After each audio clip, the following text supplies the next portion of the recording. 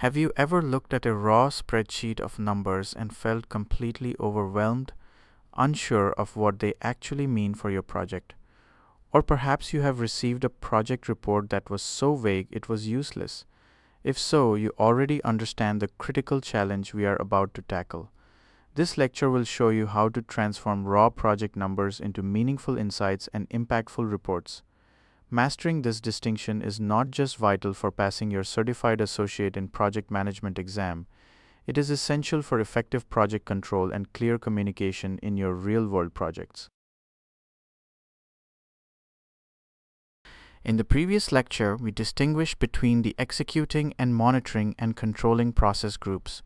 While executing is about doing the work, monitoring and controlling is about keeping track of that work and ensuring it stays on track.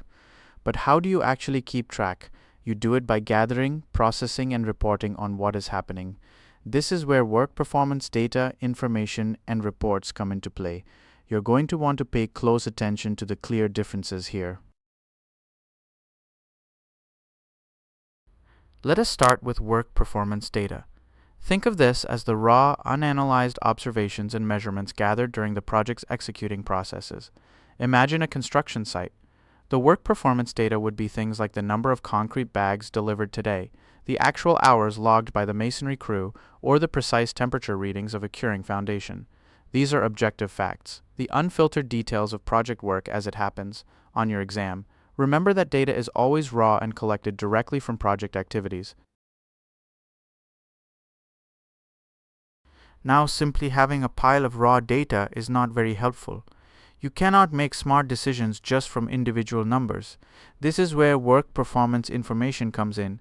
This is the data that has been analyzed, integrated, and transformed into a meaningful context.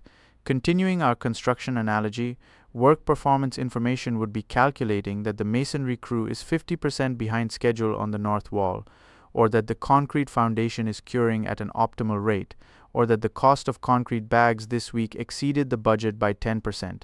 This is where you compare actuals to planned values. Work performance information is derived by comparing work performance data against your project management plan components, like baselines and other performance metrics.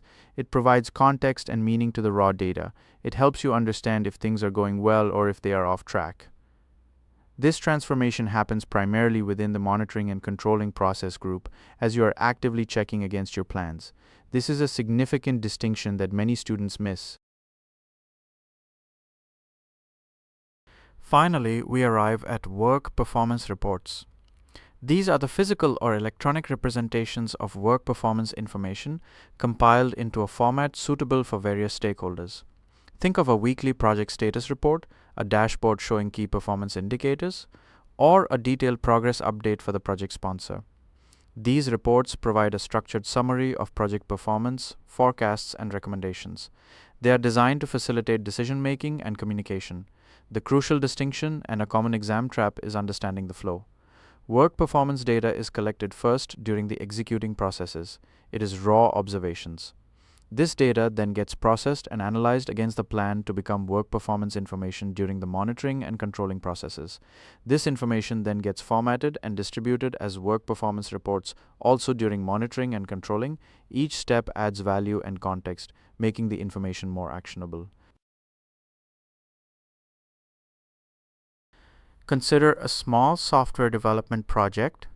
During execution, work performance data might be the number of lines of code written, the actual hours spent coding a module, or the number of bugs found in testing. This is just raw input. When this data is analyzed, comparing the actual hours to the planned hours for the module, or tracking the bug fix rate against a target, it becomes work performance information. For instance, discovering that Module A is 20% over budget in developer hours is information. This work performance information then forms the basis for a work performance report. The report might be a weekly email to stakeholders summarizing progress, highlighting the module overruns, and recommending a reallocation of resources. The report is tailored to its audience, presenting the critical information clearly and concisely, often with charts or graphs. This structured approach ensures that everyone understands the project's health and what actions might be needed. This systematic progression is fundamental to effective project control. Without raw data, you have no basis for analysis. Without analysis, you cannot generate meaningful information. And without clear reports, your stakeholders remain in the dark, unable to support your project or make informed decisions. This is why you, as a project manager, must champion this flow. As we conclude our discussions on the predictive project management section, we have built a solid foundation for understanding how to plan, execute, and control projects in a traditional environment. You have learned how to define scope, manage schedules, control costs, and now how to monitor performance through data, information, and reports. Next, we shift our focus to the initial crucial steps of defining what the project needs to deliver. In the upcoming section, the course introduction will start by exploring how to gather and document stakeholder needs. You will learn the essential techniques for capturing requirements effectively, ensuring that your projects build the right thing from the start. You will be able to articulate the importance of thorough requirements gathering and identify key techniques like interviews and focus groups. This next section is fundamental for setting any project up for success, and it is a critical area for your Certified Associate in Project Management exam. So, you have now mastered the journey from raw project facts to actionable insights and stakeholder-ready reports. This clear distinction between data, information, and reports is a cornerstone of project control and communication. Keep practicing this mental model because it will serve you well on the exam and in every project you manage.